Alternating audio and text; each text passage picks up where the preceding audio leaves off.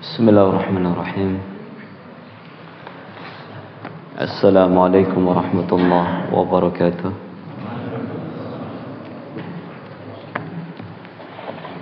Alhamdulillahi rabbil alamin. Wala aqibatu lil muttaqin wala udwana ila zalimin. Asyhadu an la ilaha illallah wahdahu la syarika lah wa asyhadu anna Muhammadan abduhu wa rasuluh. Allahumma salli wa sallim wa barik ala nabiyyina Muhammad wa ala alihi wa ashabihi wa man tabi'ahum bi ihsanin ila yaumil amma ba'd. Allahumma ati nufusana taqwaha wa zakkiha anta khairu man zakkaha anta waliyuha wa maulaha. Allahumma anfa'na bima 'allamtana wa 'allimna wa zidna ilma. Allahumma amin. Bapak Ibu kaum muslimin wal muslimat, jamaah salat maghrib rahimani wa rahimakumullah. Alhamdulillah, kita panjatkan puji syukur kehadirat Allah tabaraka wa taala dengan kalimat thayyibah yang penuh dengan pujian dan sanjungan kepada Rabbul Alamin atas segala nikmat dan karunia yang telah Allah berikan kepada kita semuanya. Tidak ada kenikmatan yang lebih nikmat daripada seorang hamba bisa beribadah kepada penciptanya. Ketika dia sujud, ketika dia berdoa, bermunajat kepada Rabbul Alamin, maka kenikmatan yang telah kita dapatkan dan telah kita rasakan bersama, agar senantiasa ditambah Allah Subhanahu wa taala, salah satu caranya adalah dengan banyak-banyak bersyukur kepada Allah. La in syakartum la azidannakum. Agar kita menjadi orang-orang yang lebih banyak melihat sisi baik dari kehidupan, bukan melihat dari sisi buruk di tengah kehidupan. Karena tidak jarang kita jumpai ada orang hidupnya selalu mengeluh dan mengeluh, karena merasa kurang, karena merasa ya ada yang luput atau ada yang hilang dari dirinya. Maka kita sebagai seorang muslim diajari oleh Allah dan Rasulnya untuk pandai bersyukur, melihat sisi nikmat dan juga kelebihan yang didapat. Bapak Ibu yang dirahmati Allah, pada kesempatan malam hari ini kita akan melanjutkan materi pengajian rutin kita, masih di dalam pembahasan kitab Riyadhus Shalihin min kalam Sayyidil Mursalin yang tulis oleh Imam Muhyiddin Abu Zakaria Yahya ibn Sharaf An-Nawawi rahimallahu ta'ala. Di dalam bab taubat, hadis yang ke-20. Ya, di hadis yang ke-20 Imam Nawawi rahimahullah membawakan kepada kita ya sebuah hadis yang berisikan tentang kisah yang terjadi di umat-umat sebelum kita. Yaitu kita baca hadisnya, wa an Abi Sa'idin Sa'ad ibn Malik ibn Sinan al-Khudri radhiyallahu ta'ala anhu. Ya, hadis ini diriwayatkan dari sahabat yang mulia Abu Sa'id al-Khudri, dan nama asli beliau adalah Sa'ad ibn Malik ibn Sinan. Ya, Sa'ad putranya Malik, ya cucunya Sinan. Al-Khudri adalah marganya. Ini sahabat besar, sahabat Nabi sallallahu alaihi wasallam. Semoga Allah SWT meridhai beliau. Anan Nabiyallahi sallallahu alaihi wasallam qala, bahwa nabinya Allah, semoga salat dan salam tercurah kepada beliau, bersabda. Ini menjelaskan kepada kita, ya boleh kita itu menggelari Nabi sallallahu alaihi wasallam dengan Nabiullah, sebagaimana ada gelar Rasulullah. Ada Nabiullah dan Rasulullah, keduanya dibolehkan. Dan di antara bentuk adab yang diajarkan Al-Quran, kita itu tidak boleh memanggil nama Nabi dengan nama aslinya, tapi diberi ya gelar atau julukan yang sesuai dengan kedudukan beliau, itu entah Nabi Allah atau Rasulullah. Taib. Qala, beliau bersabda, kana fi man kana qablakum rajulun qatala tis'atan wa tis'ina nafsa. Dahulu, kata Nabi, ada seseorang di antara umat sebelum kalian yang pernah membunuh 99 nyawa. Masya Allah. Ini kalau ada di zaman kita sudah jadi target polisi. Yang membunuh 1, 2 saja itu sudah tindak kriminal yang besar. Apalagi sampai puluhan. Di sini disebut berapa? 99 nyawa. Masya Allah. Ya, di sini Nabi SAW menggunakan metode kisah di dalam pengajarannya, sebagaimana yang kita ketahui bersama bahwa dalam kisah itu terkadang bisa lebih mengena ya bagi yang mendengarnya, sebagaimana menyenangkan, seperti halnya anak-anak ya suka dengan kisah, orang tua pun kadang suka dengan kisah, disukai oleh banyak orang dan terkadang lebih mengena. Dan dalam hal ini ya Nabi SAW sekedar ingin menyampaikan kepada kita kisah agar kita itu bisa mengambil pelajaran moralnya, supaya kita itu bisa mengambil pelajaran moralnya. Artinya bukan menjadi bagian syariat yang di situ diikuti ya membabi buta atau mengikuti tanpa ada aturan. Oleh karena itu para ulama menjelaskan kisah umat terdahulu yang disampaikan oleh Al-Quran dan hadis Nabi itu dibagi menjadi 3. Ya, dibagi menjadi 3. Jadi kalau ada kisah seperti dalam Al-Quran ada kisah Nabi Ibrahim beserta umatnya, Nabi Lut beserta kaumnya, kemudian Nabi Yusuf, kemudian para nabi, dan juga ada kalanya umat-umat yang durhaka yang Allah SWT azab. Ya, sebagaimana dalam hadis Nabi SAW, beliau juga sering membawakan kepada kisah-kisah umat terdahulu. Salah satunya ini. Kemudian ada pula kisah yang insya Allah nanti kita akan baca berikutnya. Yang pertama, kalau ada kisah dari kalangan umat terdahulu yang dibawakan oleh syariat, pelajaran moral yang didapat atau yang diambil itu diakuisisi oleh syariat kita, maka hukumnya menjadi syariat kita. Jadi ini ada kisah dari umat terdahulu menceritakan tentang sesuatu, kemudian oleh agama kita diakuisisi. Berarti yang diceritakan itu bagian daripada syariat kita, karena sudah dilegalitas oleh syariat kita. Ini yang pertama. Yang kedua, ya tidak ada akuisisi dari syariat. Tidak ada akuisisi dari syariat. Tidak ada legalitas dari syariat bahwa ini kisah menjadi bagian daripada syariat Islam. Maka ini hukumnya bukan menjadi bagian syariat kita. Ya, bukan menjadi bagian syariat kita.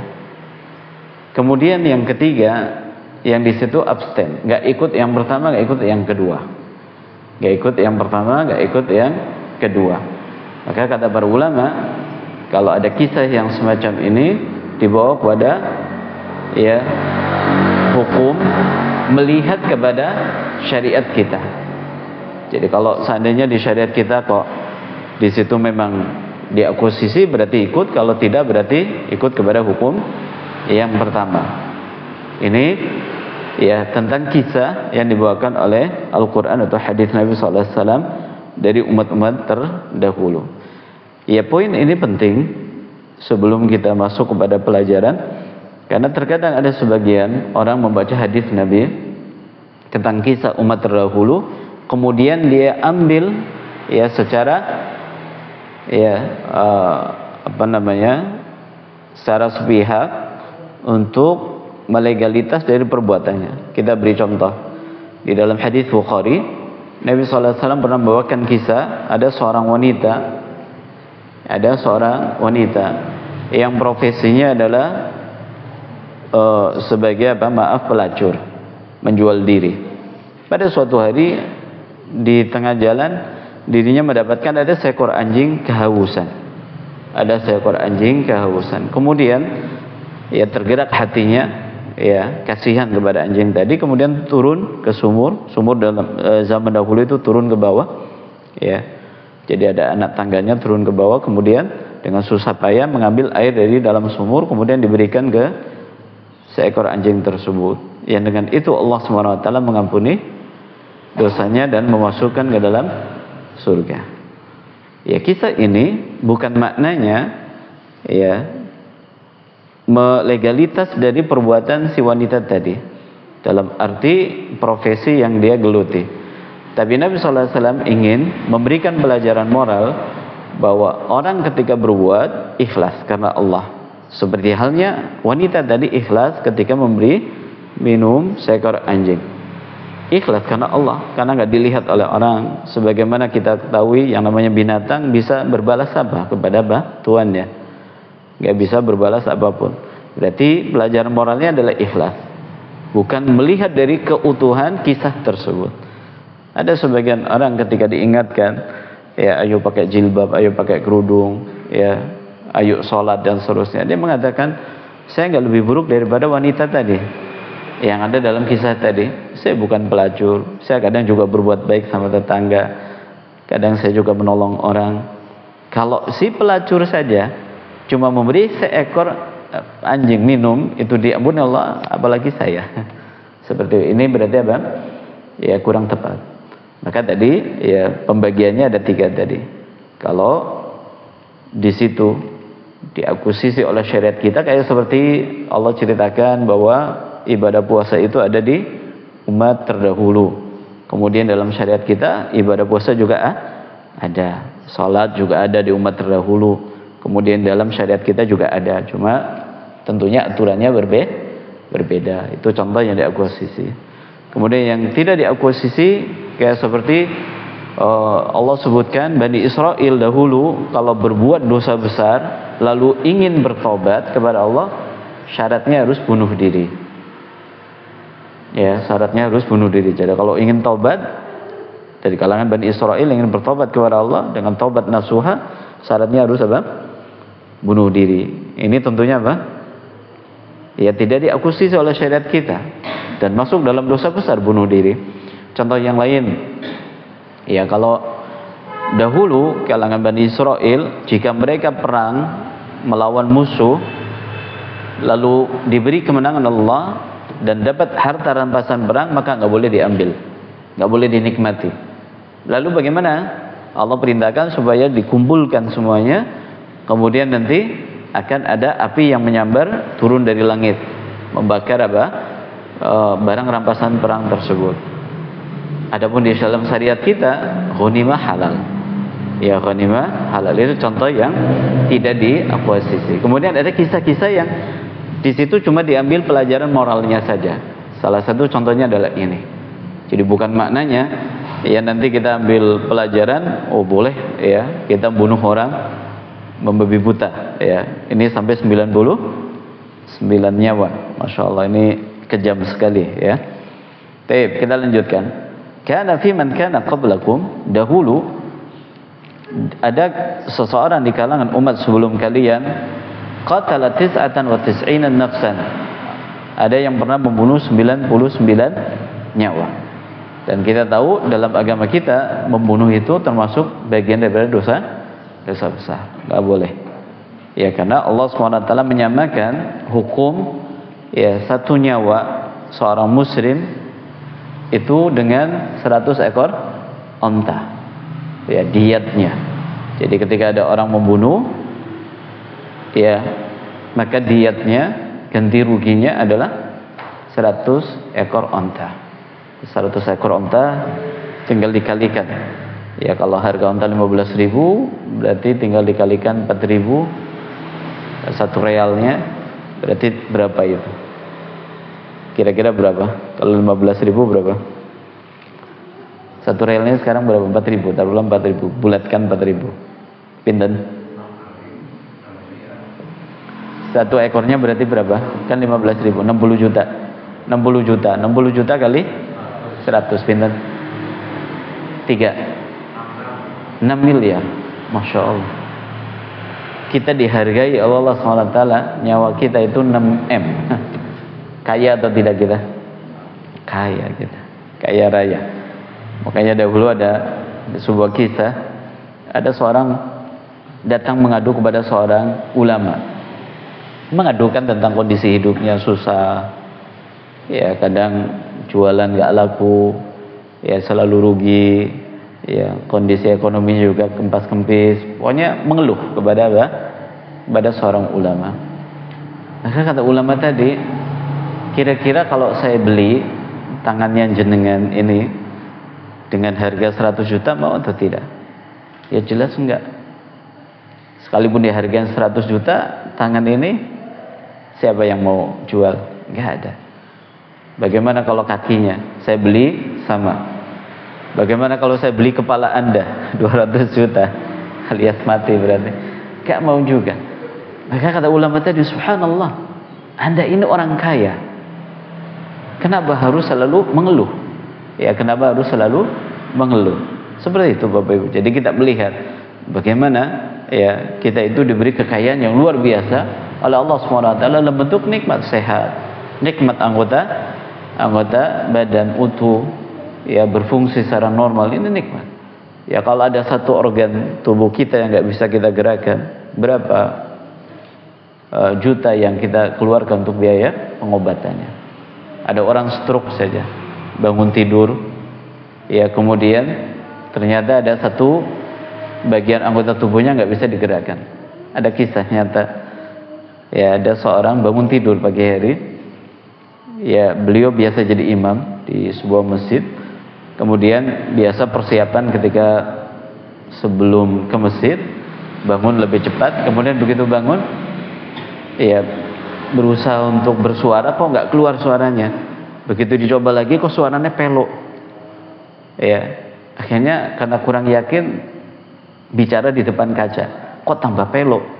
Nggak pelok berarti apa? Indikasi apa? Stroke. Ya, gejala stroke seperti itu.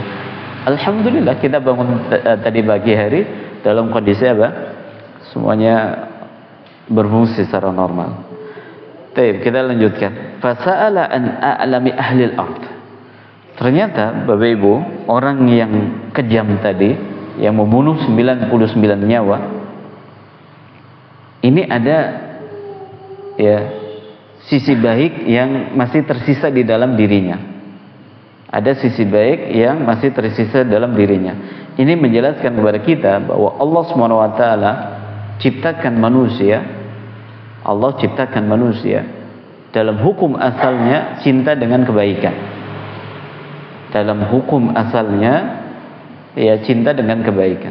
Dalil yang menjelaskan akal hal ini adalah sebuah hadis Nabi SAW. Kullu mauludin yuladu alal fitrah. Setiap bayi yang lahir dalam keadaan fitrah. Kata para ulama, fitrah di sini artinya mengenali kebenaran dengan sendirinya, tanpa perlu adanya pengajaran. Ini fitrah, mengenali siapa penciptanya, ya mengenali kebaikan, ya mengenali keburukan. Ini fitrah manusia. Oleh karena itu Nabi sallallahu alaihi wasallam menjelaskan kenapa fitrah ini menjadi rusak. Fa abawahu yuhawidanihi au yunasiranihi au yumajisanihi.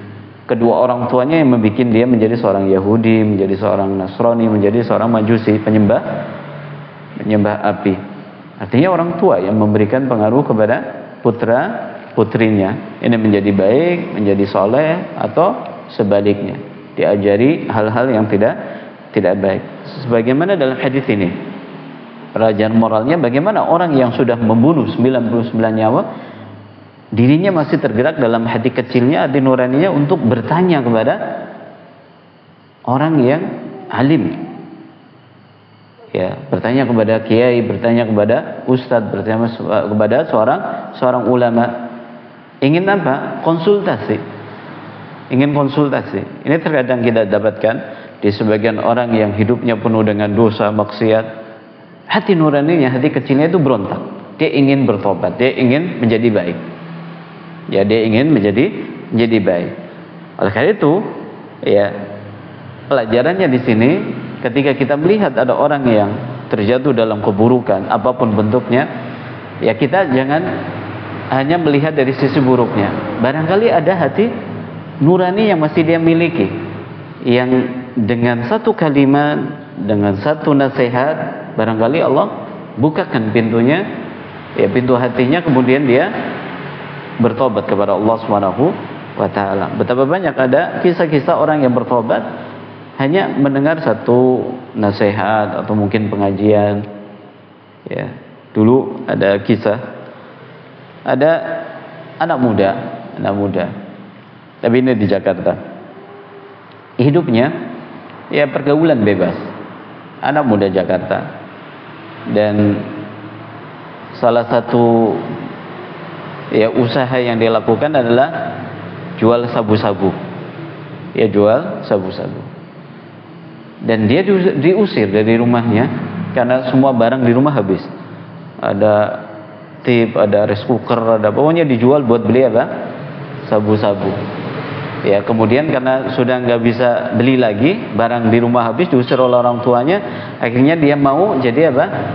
Penjual. Ya, dimanfaatkan oleh bandarnya. Ya, kemudian ketika dia jadi luntang-luntung ya kemana-mana, karena di rumah sudah diusir, nggak boleh pulang sama orang tuanya.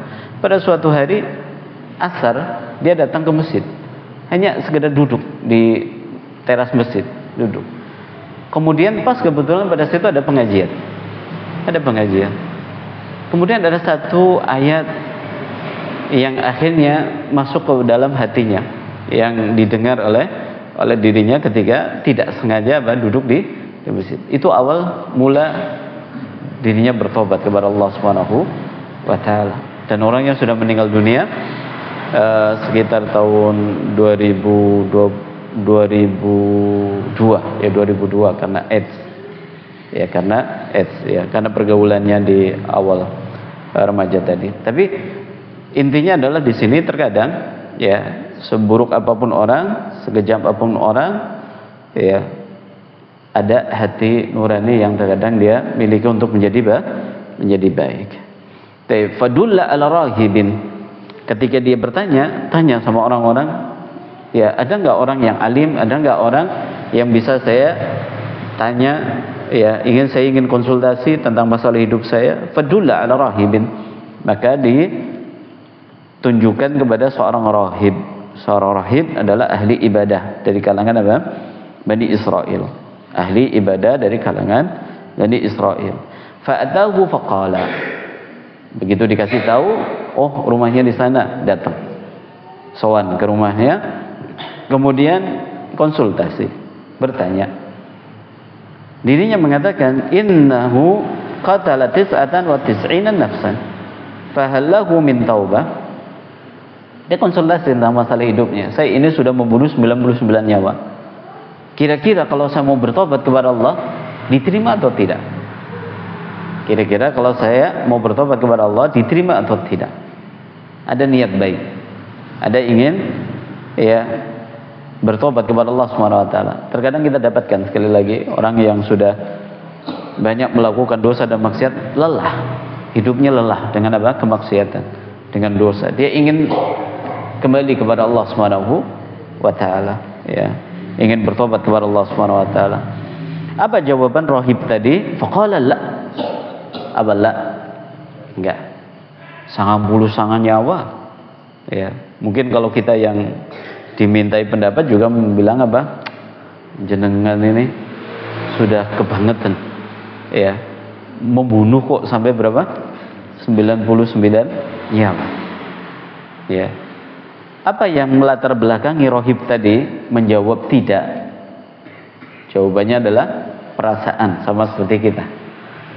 Kalau mungkin ada orang ya datang ke kita, dia konsultasi, saya sudah berzina berkali-kali dengan banyak wanita. Kemudian saya juga ya suka mabuk. kemudian saya pernah bunuh orang, kemudian datang ke dengan konsultasi tadi, kira-kira saya kalau ingin menjadi orang baik bisa nggak?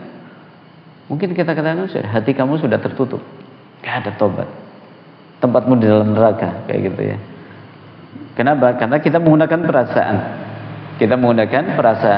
Sama juga di dalam cerita ini, sang rohib tadi menjawab tidak karena dia menggunakan perasaan, bukan dengan ilmu. Nah, ini bahayanya Bapak Ibu. Jadi ketika kita mendapatkan pertanyaan atau mungkin ada orang konsultasi sama kita, lalu kita tidak paham tentang masalahnya, maka lebih baik jawab tidak tahu daripada kita menyampaikan sesuatu yang akan membuat kita itu terkena mara bahaya. Makanya dahulu para ulama kita seperti Imam Malik rahimahullah memberikan nasihat, ijabatu la adri nisful ilm. Ketika kita ditanya sama orang kita menjawab tidak tahu, itu bagian daripada separuh ilmu. Terutama di zaman kita sekarang, media sosial yang begitu luar biasa. Terkadang kita di grup, ada orang mungkin tanya di grup tentang masalah hukum agama atau yang lainnya. Kemudian karena kita mungkin pernah dengar, pernah baca artikel, kemudian kita langsung jawab saja, oh hukumnya boleh, oh hukumnya tidak boleh, padahal kita belum pasti apakah memang hukumnya benar atau hukumnya tidak benar. Nah, ini hati-hati yang seperti ini, karena berbahaya untuk diri kita. Makanya di antara doa yang diajarkan oleh Nabi sallallahu alaihi wasallam adalah Allahumma ja'alni minal hudadil muhtadin wa la taj'alni minadh dhalina mudhillin. Ya Allah, jadikanlah hamba sebagai orang yang mendapatkan hidayah petunjuk sebagaimana bisa memberikan hidayah petunjuk kepada orang lain. Jangan jadikan menjadi orang yang tersesat dan menyesatkan. Jadi dia sendiri sudah tersesat, keliru dalam pemahaman, kemudian dia tularkan ketersesatannya kepada orang lain, sudah tersesat dan menyesatkan orang. Maka ini pelajaran yang bisa kita petik dari kisah ini. Fadulla ala rahibin, kemudian fa'atahu faqala innahu qatala 99 nafsan fahallahu minat taubah. Kan jawabannya tinggal jawab bahwa iya. Tidak ada yang menghalangi Anda untuk bertobat. Faqala la. Lalu orang tadi faqatalahu fakamala bihi qatla mi'atan nafsin. Maka karena marah, akhirnya si rohib ini dibunuh, lalu digenapkan menjadi berapa? 100.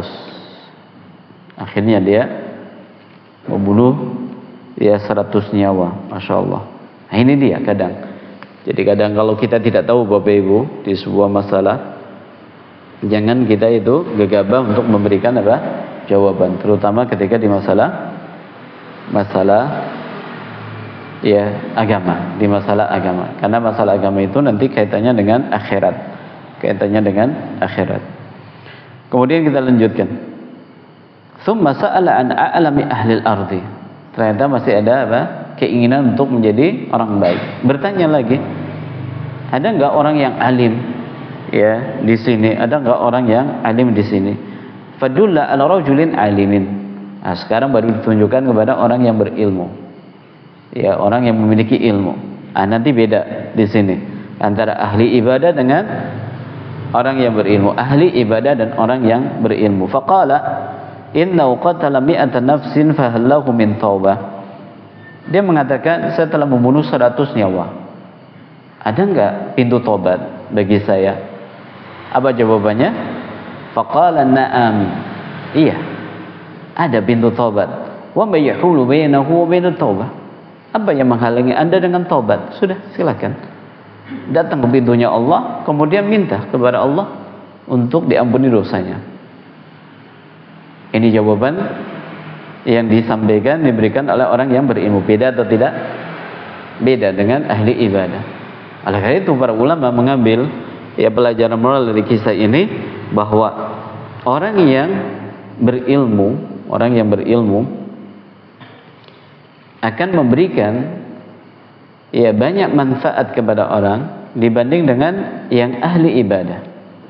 ahli ibadah di sini terkadang dia itu lebih fokus kepada dirinya sehingga dia tidak peduli dengan orang. Ahli ibadah, sholat tahajud, baca Quran, zikir, sebagaimana mengisyaratkan dalam hadis ini bahwa anjuran untuk menjadi orang yang memiliki ilmu. Maka itu kalau dibandingkan antara orang yang berilmu dengan ahli ibadah, maka orang yang berilmu itu lebih utama. Kalau diibaratkan ahli ilmu itu seperti bulan, adapun ahli ibadah itu seperti bintang di langit. Manfaatnya jelas lebih banyak bulan daripada bintang, ya, daripada bintang. Kalau bulan bisa dimanfaatkan oleh banyak makhluk, adapun bintang dimanfaatkan oleh dirinya sendiri cahayanya. Seperti itu ya perumpamaan antara ahli ibadah dengan orang berilmu. Yang lebih utama lagi adalah sudah berilmu kemudian menjadi ahli ibadah. Maka di zaman sekarang Bapak Ibu, kita itu juga harus bisa lebih cerdas di dalam melihat orang. Mana yang ahli ibadah, mana yang orang berilmu. Jadi jangan sampai kita itu terkecoh cuma karena mungkin penampilan atau atribut atau yang lainnya, kemudian kita kira dia ahli ilmu, ya. Tapi kita lanjutkan. Faqala innahu qatala mi'atan nafsin fahalau min taubah, faqala na'am wa ma yahulu bainahu wa bainat taubah. Apa yang menghalangi dirimu untuk bertobat kepada Allah? Kemudian setelah itu beliau memberikan nasihat, intalik ila ardi kadza wa kadza. Saya nasihatkan Anda supaya pergi ke tempat ini. Fa inna biha unasan ya'budullaha fa'budillaha ma'ahum. Karena di tempat tersebut orang-orang itu rajin ibadah bersama Allah Subhanahu wa taala. Wala tarji ila ardika fa inna ardusu. Jangan balik lagi ke kampungmu, karena kampungmu ini tidak baik. Ini menjelaskan kepada kita, ya, ada tempat baik, ada tempat yang kurang baik. Ada tempat baik, ada yang tempat kurang baik. Dalam kehidupan kita merasakan, ya, kita tinggal di lingkungan yang baik atau tidak, orang-orangnya bagaimana, ya, rajin ibadah atau tidak, itu memberikan pengaruh kepada kita. Kalau kita hidup di sebuah lingkungan yang di situ yang jadi target adalah harta kekayaan umpamanya, atau yang sering jadi saingan adalah masalah apa? Aset atau barang dan seterusnya, ya kita akan terpengaruh.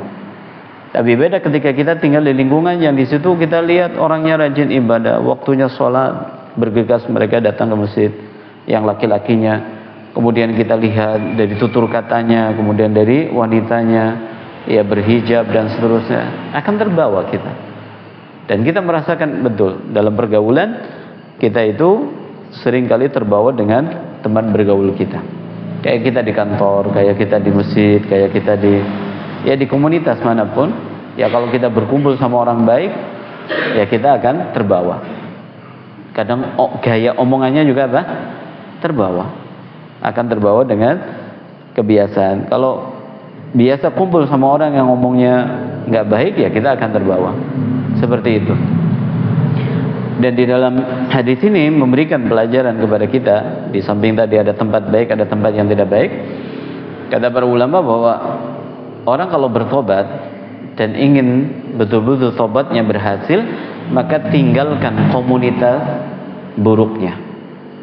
Kalau kita itu ingin bertobat kepada Allah dengan tobat nasuha dan ingin berhasil istiqomah, maka tinggalkan komunitas lamanya.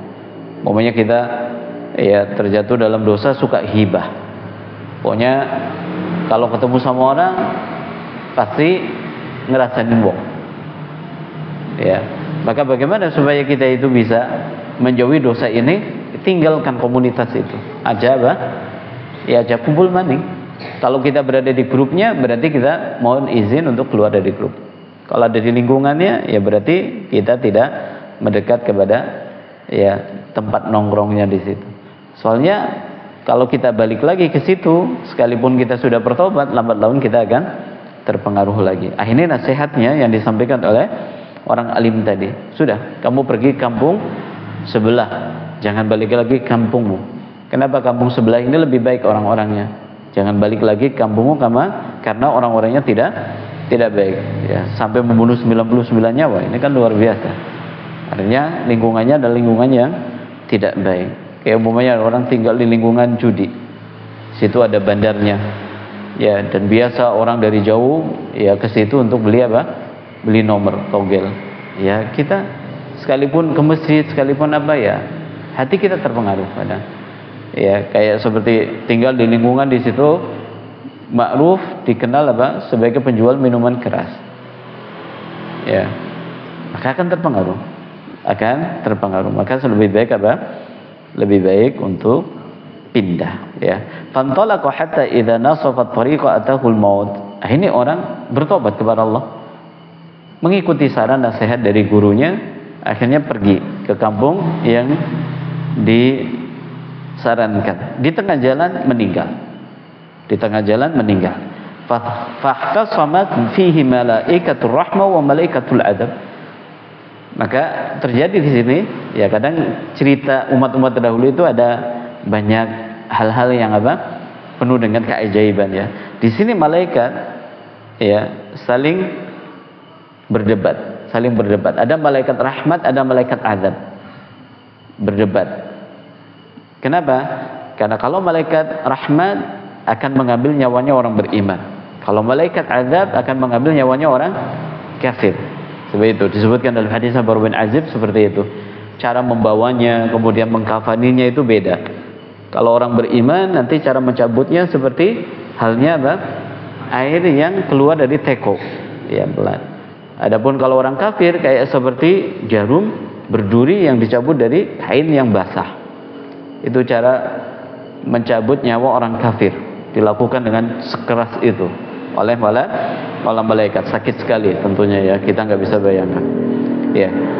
Kemudian dikisahkan di sini, faqalat malaikatur rahmah ja'at ta'iban muqbilan biqalbihi ilallah. Malaikat rahmat berargumen kepada malaikat azab, ini orang bertobat kepada Allah. Dia sedang melakukan perjalanan menuju kampung dalam rangka bertobat kepada Allah. Ya, waqalat malaikatul azab, malaikat azab enggak mau kalah. Dirinya mengatakan innahu lam ya'mal khairan qat. Ini orang semenjak tobat belum pernah sujud, belum pernah ibadah kepada Allah, belum pernah melakukan kebaikan apapun.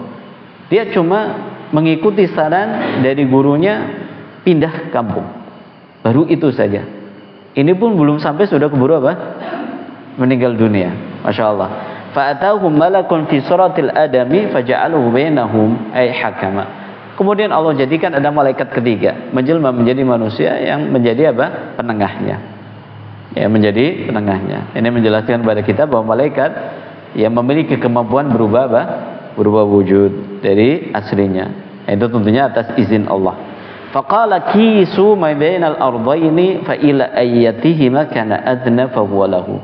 Sudah, sekarang daripada berantem, ya, kata malaikat ketiga, ukur saja, diukur jaraknya, ya, antara kampung yang ditinggalkan dengan kampung yang dituju. Sudah diukur mana yang lebih dekat, ya, apakah baru meninggalkan atau sudah dekat kepada kampung tujuan.